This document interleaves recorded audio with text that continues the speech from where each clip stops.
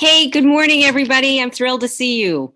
It's a beautiful Tuesday morning here, although getting to be fall. So the wind's picking up and everything's a little bit crazy.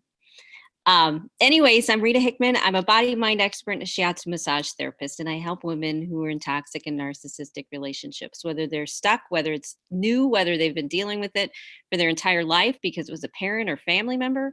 Maybe they've been married to it for 40 years. Maybe they walked into a toxic work environment and found out that they were the ones that were targeted.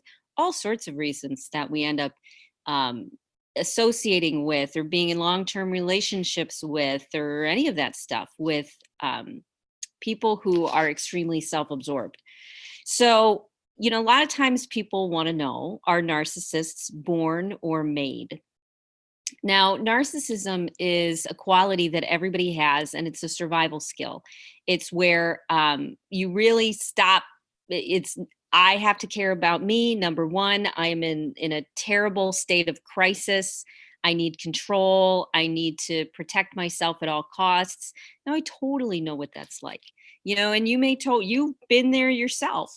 You've been pushed either by a narcissist or somebody in your family or an environment or something at times when you have been to the place where it was them or me, and it's not going to be, I'm going to protect me. We've all been in those situations when we're with people who are extremely angry or controlling or dangerous or violent. Now, some narcissists, some people who spend more time in that place, they're very volatile, they're very unpredictable. That's because of how they're wired. So there's a born and a made component. So many times if people have a high level of narcissism, they not only have some sort of mental health concern, but then they also have usually some sort of PTSD that they haven't quite solved yet. And so typically they're already wired to be sensitive. They're already wired to be on edge, either because of ADD or ADHD. Those are really, really common reasons, is that somebody started out life and because of their brain chemistry, they have ADD or ADHD. And so their brain doesn't get enough stimulation.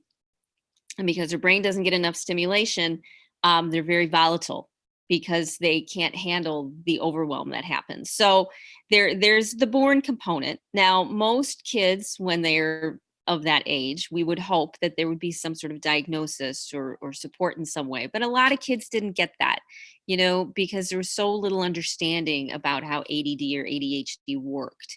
And because they didn't get that, there are many, many children who went undiagnosed and then became adults that have untreated ADD and ADHD.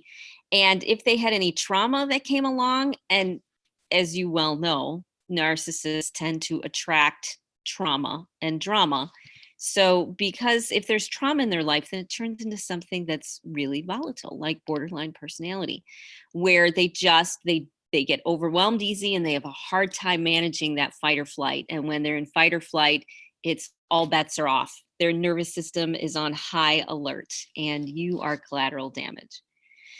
Now, so there's one side of the spectrum. Then way on the other side of the spectrum are people who are narcissistic because they also were born to a certain level of, but theirs is that they lack the ability to have empathy. And so they spend the majority of time in their head, the majority of time thinking, being intellectual. And so to them, typically, the idea that they have is, if I don't come first, then everything's, go to hell in a handbasket.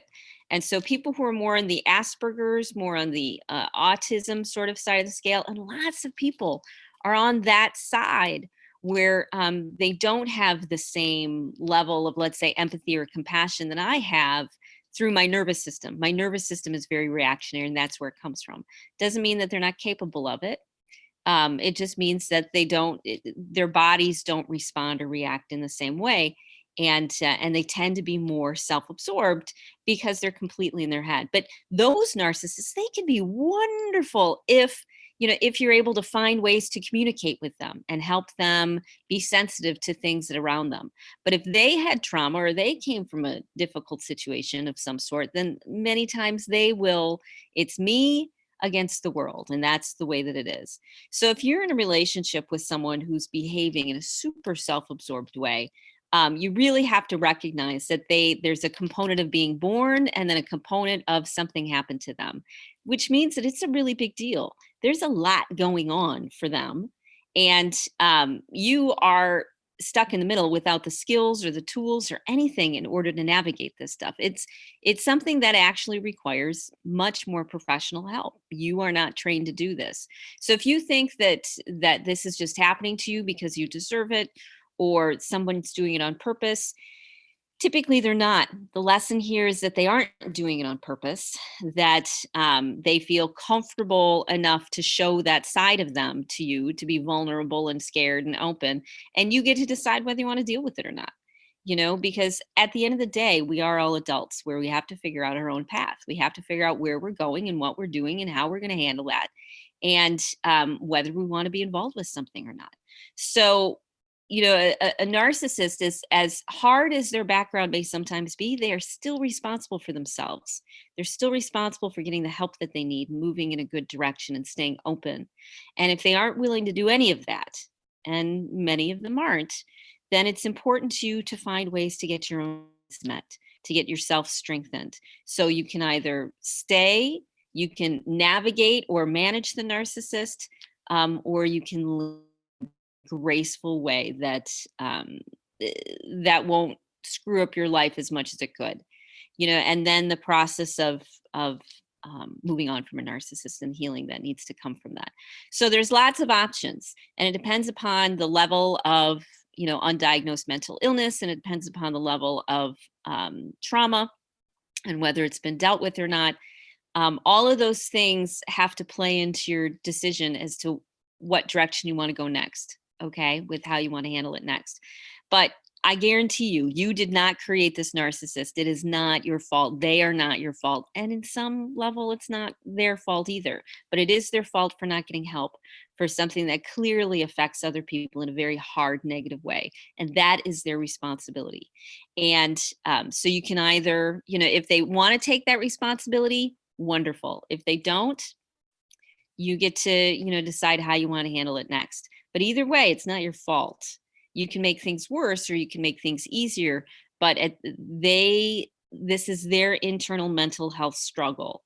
And if they're taking care of it, okay. If they're not taking care of it, okay. Tells you something either way. So, okay, I hope you have a wonderful rest of your day. If you need to reach out, reach out. We're starting this wonderful group. It's going to include monthly one-on-one coaching, weekly calls, these daily live streams, email support, a community, a sacred circle of women, wonderful and super affordable program that we're starting. So reach out, let me know, and we'll get you the information that you need. I'll talk to you later. Okay. Share this with anybody that you know. Bye.